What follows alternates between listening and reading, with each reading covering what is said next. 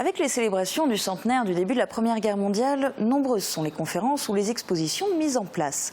Pour les élèves de la section Abibac du lycée Jean de Pange, cela a pris une tournure bien particulière puisqu'ils se sont rendus eux-mêmes sur les lieux de mémoire de la bataille de Verdun.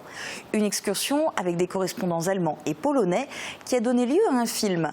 La projection a eu lieu vendredi au lycée et été suivie d'une conférence d'Ingo Espenschit à laquelle ont aussi assisté des élus locaux ainsi que le ministre sarrois des Affaires européennes. Reportage de Thomas Drouin. Elle a commencé il y a 99 ans, mais les traces de la bataille de Verdun sont encore bien visibles sur le terrain. C'est ce qu'ont pu découvrir des élèves du lycée Jean de Pange lors d'un voyage ponctué d'arrêts sur des lieux symboliques de la mémoire des champs de bataille. Sur place, les vestiges de tranchées et des lieux de combat les avaient marqués comme cela ressort dans le film réalisé par Mosaïque pour l'occasion.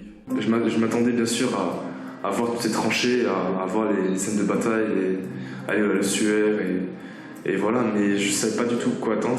Et là, je me rends compte qu'en fait, c'est vraiment impressionnant.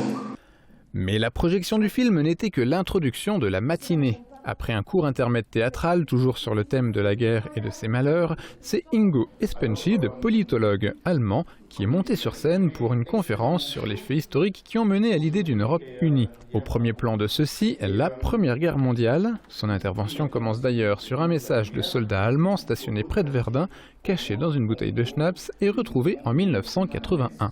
Ce qui est unique avec ce message de Fickelmann, c'est aussi le message en tant que tel. Parce que les soldats allemands, ils parlent de l'utopie de l'Europe. Ils disent l'utopie est possible à Éden, c'est une Europe unie. Et ça, ils disent il y a 98 ans, à un moment, il n'existait même pas un mouvement européen.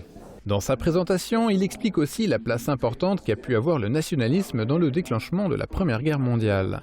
Pour comprendre l'état d'esprit de l'époque, il revient sur l'exemple personnel de son grand-père, né en 1906, pour qui la France est longtemps restée l'ennemi intime. C'est ce nationalisme belliqueux, terreau des deux guerres mondiales, qui est rejeté lors de la mise en place d'une Europe unie après 1945.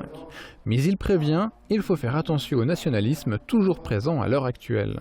Le public, composé d'élèves de classe européenne et Abibac, est d'ailleurs sur la même longueur d'onde lorsque vient le sujet de l'importance du souvenir des méfaits du nationalisme. Dans notre classe, il y a des élèves qui sont nés en Allemagne, des élèves qui sont nés en France, et il y a vraiment un mélange culturel, et même au sein du lycée, des fois, l'année dernière, on a eu des remarques désobligeantes d'autres élèves, comme des remarques de sale-boche dans les couloirs. Donc même 100 ans après, il y a toujours des petits conflits que nous, en tant qu'Abibac, on ne comprend pas en fait. Et ici, l'histoire reste un des ingrédients nécessaires pour ne pas réitérer certaines erreurs du passé.